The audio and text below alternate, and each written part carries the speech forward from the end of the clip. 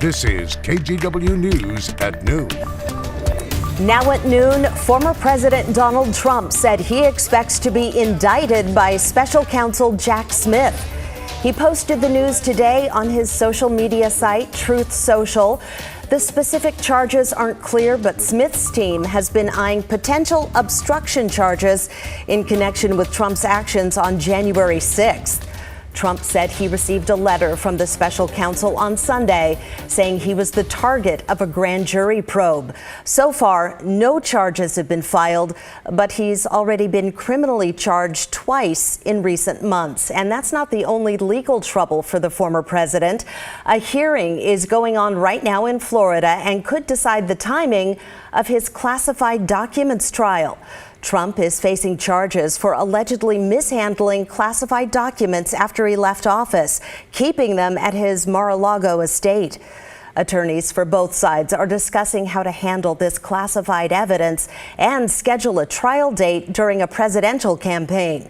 Prosecutors proposed December 11th, but defense attorneys want that trial after the election.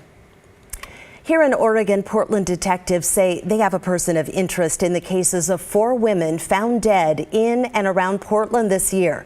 They believe the same person is responsible for all 4 homicides. Investigators aren't naming that person, but Willamette Week reports he's Jesse Calhoun, a man with a rap sheet dating back to 2003. That's a picture of him. The newspaper reports former Oregon Governor Kate Brown granted Calhoun clemency in March of 2021. She cut about a year off his sentence, partly because he was on the inmate work crews helping fight the historic Labor Day wildfires. About 2 years after he'd been freed, the women's bodies started turning up. KGW has confirmed earlier this month investigators asked Governor Tina Kotek to revoke Calhoun's clemency, and she did. He's now back behind bars. Police say 2 people were hurt during a shooting at a North Portland street fair. Cell phone video shows people running away after hearing gunshots at the Mississippi Street Fair Saturday night. Witnesses say they saw a gunman fighting with a man who had a knife. They think one of the men got stabbed near North Mississippi and Beach. Then the fight moved a few blocks away where the shooting happened. Police say a woman was seriously hurt by a stray bullet. We talked to the producer of a local band that was on stage when the violence broke out. And that was, I think, the most alarming thing to see. It was all these kids running toward me, and they looked scared. They looked upset. Police say the person who was stabbed hasn't come forward. If you have any information or video of either incident, Portland police want to hear from you.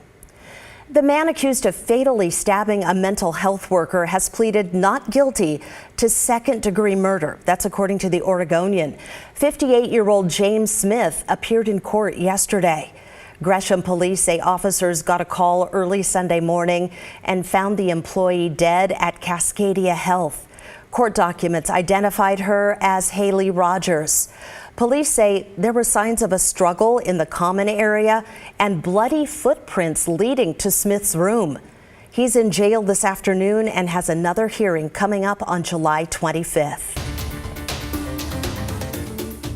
Local detectives need help identifying the suspected drug user who attacked a Portland father in front of his kids, sending him into a week-long coma.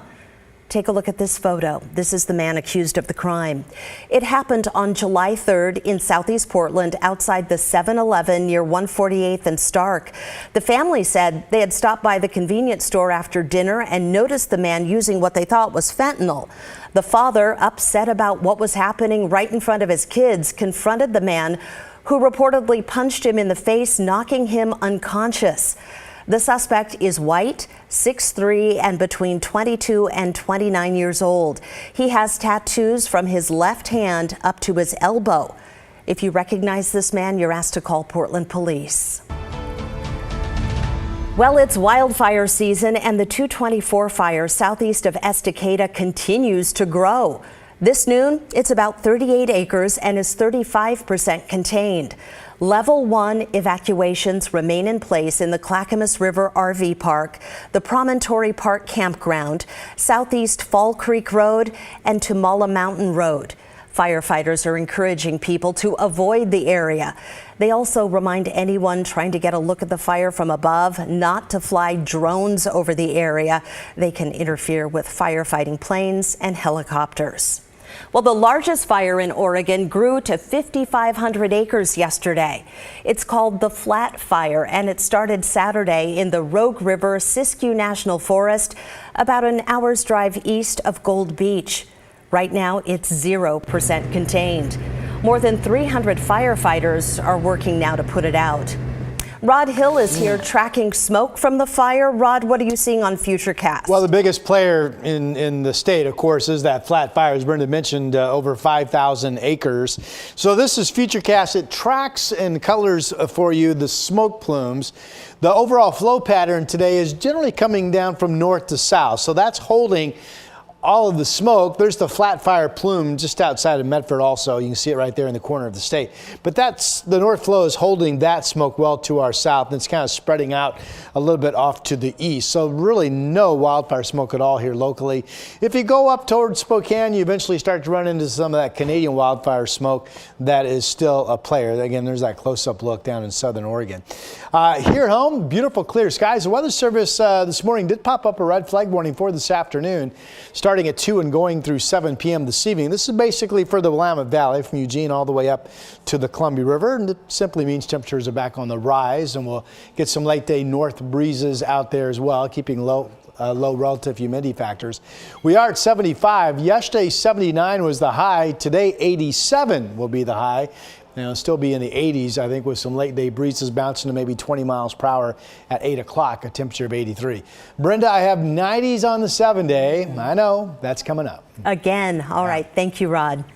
On the Oregon coast today, lots of folks still talking about the cougar that climbed Haystack Rock. The big cat wandered away and the beach is back open, but as Joe Ranieri reports, people can't quite believe what happened in Cannon Beach. Yeah, that's crazy. I didn't hear about it. The crazy thing that most people heard this weekend was how this cougar was most likely looking for food and climbed up on Haystack Rock. It was there from early Sunday morning to early Monday morning before officials with the Oregon Department of Fish and Wildlife saw fresh tracks leading away from the rock and spotted it on wildlife cameras leaving the area. My friends and I, we were planning to make a beach day since last week, and so it kind of had our plans up in the air as we decided whether we were going to come or not. And then we just followed the news this morning and we said, you know, it's open today, we're still going to go. The beach reopened Monday morning, and the safety closure didn't stop people from coming out here to catch some summer sun. Jasmine Diarra drove out here from Hillsborough and was glad it was open by the time she got out here. You can see from drone video a KGW viewer sent us, the cougar got stuck during high tide, just climbing over the rocks, waiting to leave. It wasn't just at Haystack Rock where a cougar was spotted over the weekend. There was also a sighting here at Nehalem Bay State Park. As we pulled into the park, 16 miles away, you could see signs posted all over the camping area warning people of the cougar. And ODFW says it's not the same cougar that was on Haystack Rock. I mean, that was pretty crazy. Like, seeing that on the news this morning, I was a little surprised, you know? I mean, seeing, like why would a mountain lion go up to a rock? You know, is it feasting on birds? Despite the mountain lion being spotted in this area, that still didn't stop people from spending time on these trails. There have been cougar sightings in this area. That kind of have you a little nervous? Not at all.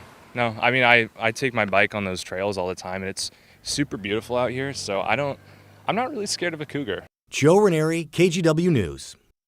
Scared? No. Prepared? Yes. Our article on KGW.com has a list of safety tips for you.